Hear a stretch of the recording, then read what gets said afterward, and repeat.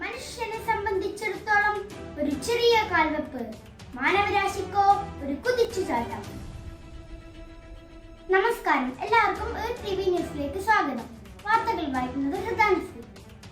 ലോകം ഇന്ന് ഒരു ചരിത്ര നിമിഷത്തിന് സാക്ഷിയായിരിക്കുകയാണ്.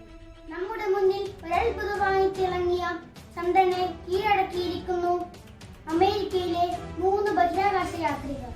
കൂടുതൽ വിവരങ്ങൾക്കായി നമുക്ക് റിപ്പോർട്ടറെ ബന്ധപ്പെടാം. താങ്കൾ പറഞ്ഞതുപോലെ മനുഷ്യന് ഒരു ചെറിയ കാൽവെപ്പ്, മാനവരാശിക്കോ ഒരു കുതിച്ചുചാട്ടം. ഭൂമിക്ക് പുറത്ത് മറ്റൊരു ഗ്രഹത്തിൽ കാലുകുത്തിയിരിക്കുകയാണ് 1969 ജൂലൈ 21 ഇന്ന് നീൽ ആംസ്ട്രോങ് എന്ന ബഹിരാകാശ യാത്രികൻ. Neil Armstrong, Edwin Aldrin, Michael Collins എന്നിവരെയും വഹിച്ച് നാസയുടെ അപ്പോളോ 11 എന്ന വാഹനത്തിൽ ചന്ദ്രനിൽ ഇറങ്ങിയത് നൂറ്റാണ്ടിന്റെ ശാസ്ത്ര സ്വപ്നങ്ങൾക്ക് കരുത്തേരിക്കുകയാണ്. ഒരു കൂട്ടം ശാസ്ത്രജ്ഞന്മാരുടെ കഠിന പ്രയത്നങ്ങൾക്കും പരിശ്രമങ്ങൾക്കൊടുവിൽ ഭൂമിക്ക് പുറത്ത് ജീവന്റെ സാന്നിധ്യമുണ്ടോ എന്ന ശാസ്ത്ര ചോദ്യങ്ങളുടെ ഉത്തരത്തിലേക്കുള്ള ചവിട്ടുപടിയായി വേണം ഈ നേട്ടത്തെ കാണുവാൻ. ഇനി നമുക്ക് ആ ചരിത്ര പുരുഷന്റെ വാക്കുകളിലേക്ക് പോകാം. മനുഷ്യനെ സംബന്ധിച്ചിടത്തോളം ഒരു ചെറിയ കാൽവെപ്പ്, മാനവരാശിക്കോ ഒരു കുതിച്ചുചാട്ടം.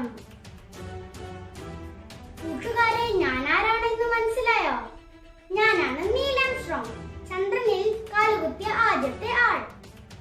പകൽ മറയുകയും രാത്രിയുടെ അന്ത്യയാമങ്ങളിൽ വെളിച്ചം വിതറുകയും ചെയ്യുന്ന രഹസ്യങ്ങൾ ഒളിപ്പിച്ച ചന്ദ്രൻ എന്ന കുഞ്ഞു ഗോളത്തെ കുറിച്ച് പഠിക്കാനാണ് ഞാൻ ഇവിടെ വന്നത്. ഞാൻ മാത്രമല്ല, മൈക്കൽ കോളിൻസ്, എഡ്വിൻ ആൻഡ്രിൻ എന്നിവരും എന്റെ കൂടെ ഉണ്ടായിരുന്നു. 1969 ജൂലൈ 21 അമേരിക്കക്കാരനായ ഞാൻ അമേരിക്കൻ ബഹിരാകാശ സംഘടനയായ നാസയുടെ നേതൃത്വത്തിലുള്ള അപ്പോളോ 11 എന്ന വാഹനത്തിൽ ചന്ദ്രനിൽ ഇറങ്ങിയത്. ഇവിടെ നിറയെ കുഴികളും പാറകളുമാണ്. അന്തരീക്ഷമില്ലാത്തതുകൊണ്ട് ഇവിടെ ജീവജാലങ്ങളൊന്നുമില്ല. ആകാശം ഇരുട്ടായിട്ടാണ് കാണുന്നത്. ചന്ദ്രനിൽ നിന്ന് നോക്കുമ്പോൾ നമ്മുടെ ഭൂമി ഒരു ചെറിയ നീലപ്പൊട്ടു പോലെയാണ് കാണുന്നത്.